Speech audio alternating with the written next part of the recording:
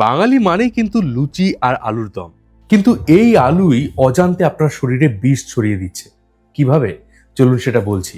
খেয়াল করে দেখবেন বাজার থেকে আলু আনার কিছুদিনের মধ্যেই সেটা সবুজ হয়ে যাচ্ছে। অনেকে ভাবেন আলুটা যদি সবুজ অংশটা আমরা কেটে বাদ দিয়ে দেই তাহলে ক্ষতি কি? আসলে আলু যখন বেশি দিন আলোতে পড়ে থাকে তখন তার ভেতরে সোলানাইন নামে একটি ন্যাচারাল কেমিক্যাল তৈরি হতে শুরু করে। পোকামাকড় থেকে বাঁচার জন্য সে সময় আলুর নিজের শরীরেই এই বিষটা তৈরি করে। আর সবুজ রংটা হলো তার একটা ওয়ার্নিং সিগন্যাল, মানে আলুর ভেতরে অলরেডি বিষ জমতে শুরু করেছে। আর সবচেয়ে শকিং ব্যাপার হচ্ছে এই সোলানিন যদি আমাদের শরীরে বেশি মাত্রায় প্রবেশ করে তাহলে মাথা ব্যথা, বমি, ইভেন আমাদের নার্ভাস সিস্টেমে এফেক্ট পড়ে।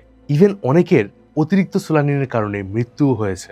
অনেকে ভেবে থাকেন যে খোসা ফেলে দিলে বা রান্না করে খেলে হয়তো কোনো প্রবলেম থাকে না, কিন্তু সত্যিটা হচ্ছে সোলানিন তাপে নষ্ট হয় না। ভালো করে ভাজলে বা সিদ্ধ করে জল ফেলে দিলেও আলুর ভেতরে কিন্তু সোলানিন থেকেই যায়। তাই এবার বাজার থেকে যখন আলু কিনবেন অবশ্যই দেখে নেবেন যে সেই আলুর গায়ে সবুজ রং আছে কিনা। আর যদি থাকে তাহলে দোকানদারকে টাটা বাই বাই বলে চলে আসুন।